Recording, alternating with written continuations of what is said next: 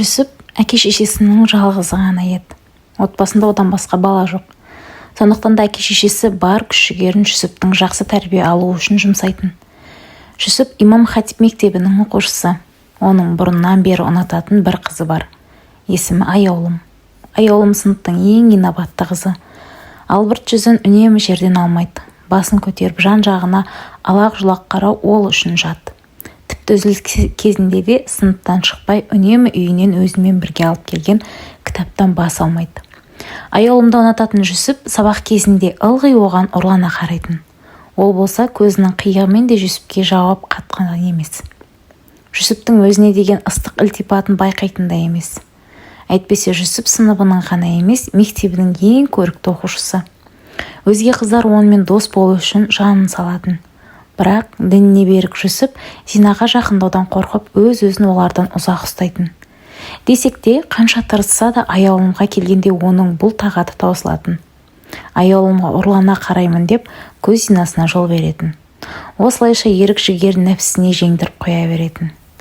Жүсіп бүгін бар күш-жігерін бойына жинап, Аяулымға бойындағы булыққан бар сезім жайып салуға бел буды. Әркімнің бір сүйіктісі бар. Жүсіптің де бір сүйіктісі болу керек емес пе? Оның өзгелерден несі кем? Араб тілі сабағы. Жүсіп сабақ соңында Аяулымға деген сезім білдіретін болды. Бір кезде кітабының арасындағы бір парақты көз шалды. Жазулы тұрған пайғамбарымыздың хадисі еді. Ғашықтығын жасырып, ар-ұят абыройын сақтап, сабыр қылғанның Алла күнәләрін кешіріп, жәннатына кіргізеді. Қайдан келген қағаз бұл? Біреу тура Жүсіптің жан дүниесін оқып қойғандай. Санасы санға, ойы онға бөлінді. Хадис әрі арабша, әрі түрікше жазылған. Хадисті оқып, о тұңғиыққа батты. Аяулымға сезімін айтамын деген ойынан қайтып қалды. Ертеңгі күн тағы да араб тілі сабағы. Жүсіп нәпсісімен алысып әлек. Ішкі сезім сыртқа шықпайынша тыныштық берер емес. Кітаптарының арасынан тағы да бір параққа көзі түсті. Тағы да бір хадис. Үмбетімнің ең мәртебелісі ғашықтық дертіне түскенде абыройын сақтағаны. Түсінді. Бұл хадистерді біреу әдейі жазып кетіп жүр. Бірақ кім? Сол сәтте ұстазының көзіне көз түсті. Ұстазы күлімсіреп езу тартты. Жүсіп басын төмен етті. Бұл парақтарды ұстаз тасып кетсе керек. Себебі Жүсіптің Аяулымға қараған ұры назарының талайдан бергі куәгері еді. Жазу да ұстазының жазуына ұқсайды. Жүсіп қызарып кетті. Аяулымға деген сезімін айтудан тағы да бас тартты. Арада бір апта өтті. Сыныптың ішін гу-гу әңгіме кезіп кетті. Аяулыммен бірге мектепке келіп жүрген баланы көрдіңдер ма? Үндемегеннен үйдей деген осы болар. Сүйіктісі ғашығы бар боп шықты. Жүсіптің төбесіне жай түскендей болды. Аяулымның оған жар бола алмайтынын түсінді. Салы суға кетті. Қиял құсы қолға қонбастай ұшып кетті. Аяулымның енді күдер үзуден басқа шара жоқ. Келесі күні кітабының арасынан тағы бір жазуы бар қағаз шықты. Бұл жолғысы Құран аяты еді. Мұны естігенде ер және әйел мүминдер діндестері үшін қайыр ойлап, бұл бір анық өсек деулері керек емес пе еді. Бұл аят Жүсіпті терең ойға сүңгітті. Бұны қалай түсінсе болады? Жүсіптің ойына бірден Аяулым келді. Және кешегі гу-гу әңгімелер. Мектептің шыға берісінде кешегі бала тағы да Аяулымды күттір. Мұны Жүсіп сырттан бақылауда. Аяулым әлгі балаға жақындап келді де, «Ағажан, сәл күте тұрасыз ба? Сыныпта кітабымды ұмытып кетіппін», деді де мектепке қайта кіріп кетті. Ағажан? Демек сүйіктісі деп жүргендері Аяулымның ағасы боп шықты ғой. Жүсіптің санасында Құран аяты жаңғырды. Жаман ойға бой алдырып, күмәннан күнәға барған үшін іштей тәубе етті. Одан кейін де Жүсіп ара-тұра кітабының арасынан аят хадис жазылған қағаздар тауып жүрді. Бұл үшін өзін ұстазына борыштар санайтын.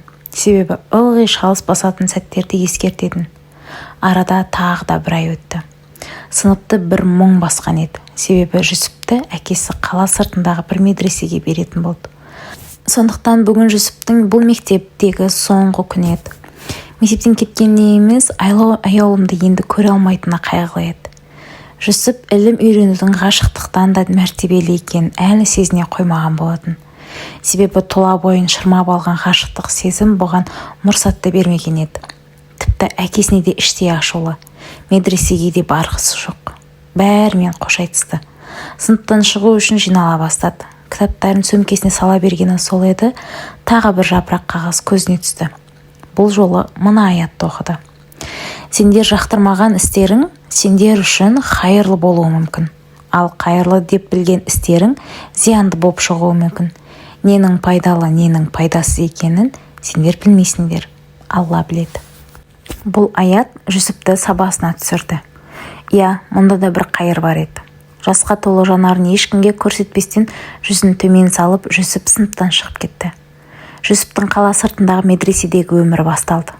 Ұстаздары алғашқы күннен бастап-ақ Жүсіптің әдептілігі мен үлкендерге деген құрметіне сүйсінген еді. Әркім оған болашағынан үміт күттіретін оқушы, болашақтың үлкен ұстазы ретінде қарайтын. Ал Жүсіптің іші алай-дүлей еді.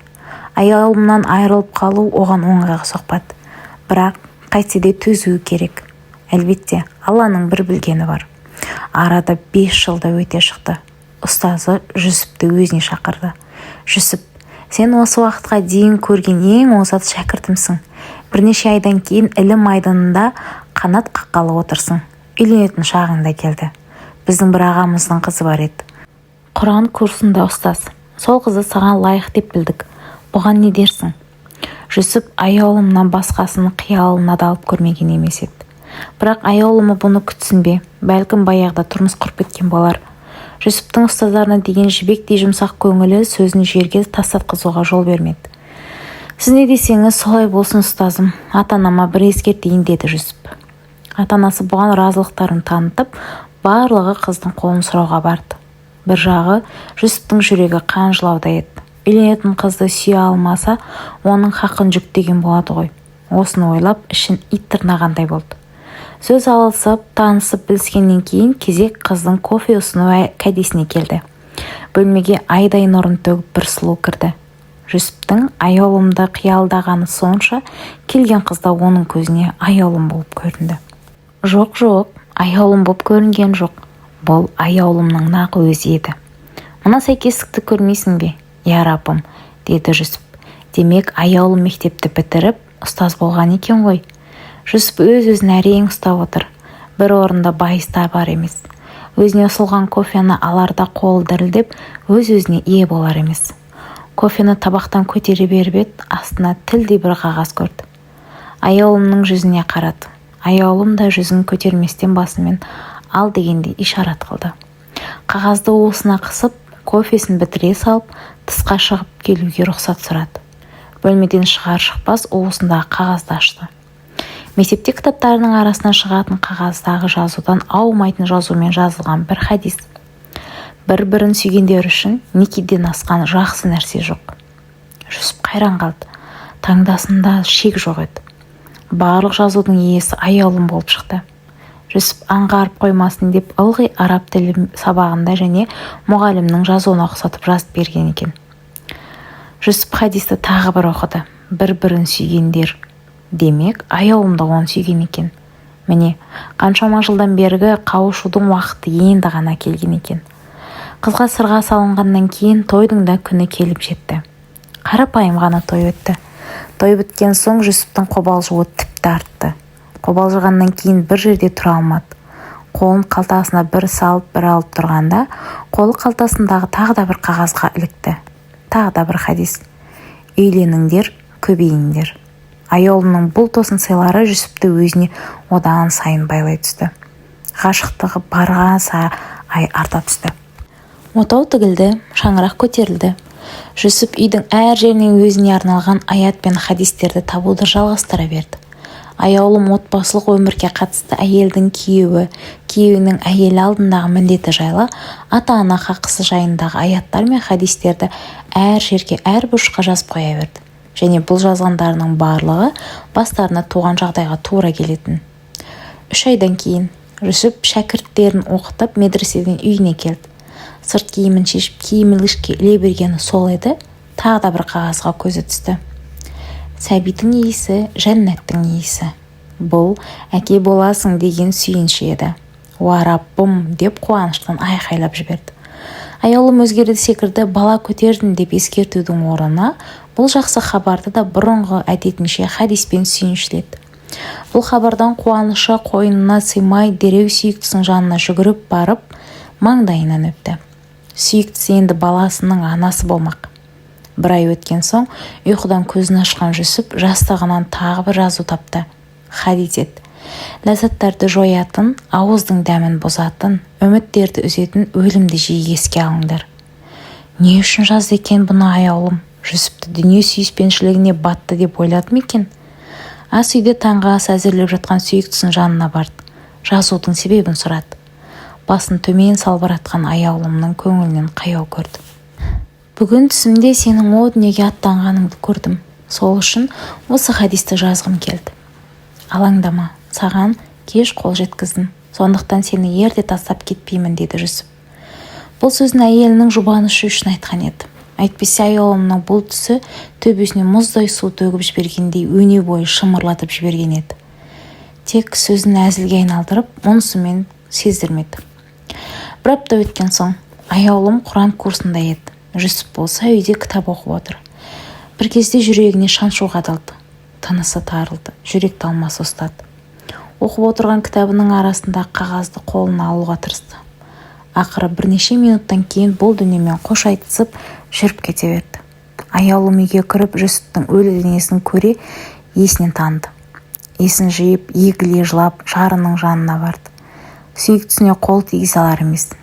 Өлді дегенге сенгісі жоқ. Сол кезде қолында қағазына көзі түсті. Хадис пен оның астында бір жазуы бар еді. Балаларға жақсы ат қою әкенің міндеті. Ұлым туса Жүсіп, қызым туса Фатима қой есімін. Жүсіп өлімге қатысты хадисті оқығаннан кейін ажалы жақындаған іштей сезіп, осы хадисті жазып, кітабының арасында дайындап қойған екен. Аяулым үшін енді Жүсіп жоқ еді. Жүсіптен айырылғаннан кейін аяулымның ата-анасы қанша төркініне алып кетеміз десе де, атасы мен енесінің жанынан айырылмады. Себебі Жүсіп олардың жалғыз ғана ұлдары еді. Аяулым кетіп қалса, қайғы үстіне қайғы жамылып, жығылғанға жұдырық болар еді. Оның үстіне аяулымның бойында немерелер бар еді. 6 ай өткен соң Жүсіптің ұлы дүние есігін ашты. Тура Жүсіпте сүйкімдеді. Атасы немересін құшағына алды, құлағына азан шақырды. Сөйтті де көзі жасқа толып булыққан үнмен ақырын ғана: "Қош келдің ұлым, қош келдің немерем, қош келдің екінші Жүсібім, Жүсібім" deyip әкеден аманат болған есіміне берді. Осымен видеоның соңына да келіп жеттік. Видео сіздерге ұнады деген ойдамын. Каналға тіркеліп, лайк баса кетіңіздер.